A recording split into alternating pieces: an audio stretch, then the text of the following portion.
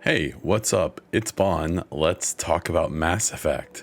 Now, let's address the elephant in the room. My eyes are completely bloodshot from all of the vessels being busted, and it looks like I got in a fight.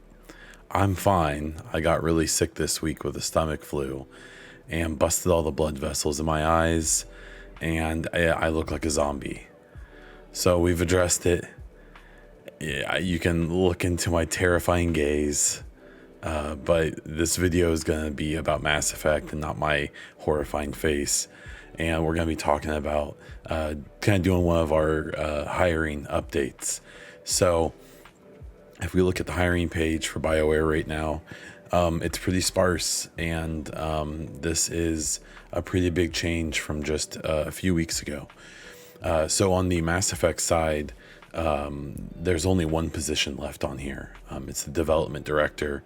That means that one of the pretty big positions that hadn't been filled yet, which was the environmental director, appears to be filled, or at least it's no longer listed. The one position that's left that in the description reads specifically as being for Mass Effect is the development director. That's actually had a change of title.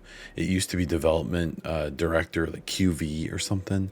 And so I don't know why that changed. I don't really understand all of that jargon. But that's a big deal. And so what that means is that there's been 8 positions filled this year for Mass Effect, and 6 of those were director positions. This development director being the 7th and final, maybe? I don't know. We'll have to wait and see.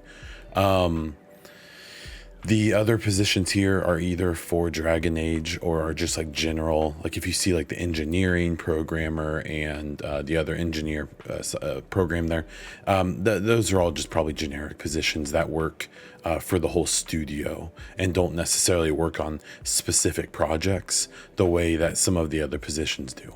It's also notable that there, even just I want to say like a month ago, were a lot more Dragon Age positions on here as well, like 7 or 8. I thought I remember seeing a lot, which I said during the last update wasn't that surprising because they're probably in the last year of development on Dragon Age, from what we've heard from Jeff Grubb and some other people. And so it makes sense that they're trying to fill holes late and really be able to push for this last year or so. But what does this really mean? The environmental director position getting filled is pretty big, because especially that was one of the 2 positions that had Unreal Engine listed in the requirements, or I believe it specifically said it was highly encouraged. So there is kind of moving to a new engine after Andromeda and after Anthem and stuff. And even you have to remember that Dragon Age is being developed in Frostbite as well. So this next Mass Effect game will be their first return to Unreal since Mass Effect 3, I think. So filling that position, which is going to be very heavily involved in that switch back, or that switch to a new engine, was a big deal. And I was honestly surprised it was still open as recently as I believe last month or just a few weeks ago. So that getting filled is probably a pretty big deal. What does it really mean? We don't know. We have N7 Day coming up in a little over a month. I think we'll get some kind of little teaser. I also believe the next year or so is going to be pretty focused on Dragon Age from BioWare. I think if the game is coming late next year or early 2024, Dragon Age, they're obviously going to put all of their marketing and PR focus on that. And while Mass Effect is kind of brooding in the background and getting worked on.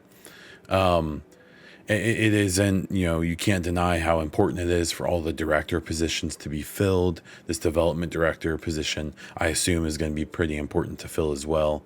But them going from well, it would be 8 open or 7 open director positions in 2022 to 1, which will presumably be filled by the end of the year, means that they'll have their core team in place. My impression is that those director positions are extremely important for the pre-production and concept and prototype phase, where they're kind of making those big decisions of what direction they're going to go, and kind of having that groundwork, that architecture of what the game is going to be, to have it ready for when they finish Dreadwolf, and they can then start shifting a lot of that development power and resources and people over to Mass Effect, so they have an architecture, a plan to jump right into and know what they're doing. And so having all those director positions filled is obviously a really big deal for that. So I don't want to drone on too long. There's not a whole lot to say. I wanted to give you another chance to look at my horrifying face again.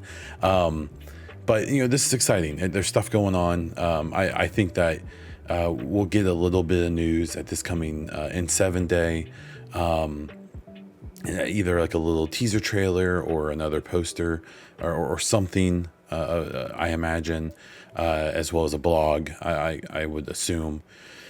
And then I think next year in 2023, we'll start getting more significant stuff, especially if Dreadwolf comes out before N7 Day next year.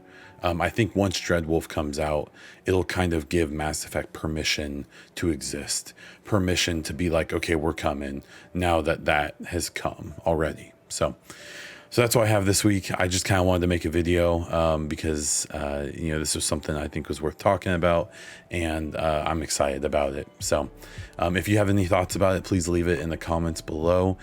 Please subscribe to the channel, like this video, and leave a comment just to help me out. You can check me out over on Twitch and Twitter and Instagram as Bond Diesel. You can also check out my podcast, The EchoCast, which is a weekly gaming podcast where I talk about the news of the week and occasionally do interviews as well. And that's all I have for this one. So until next time.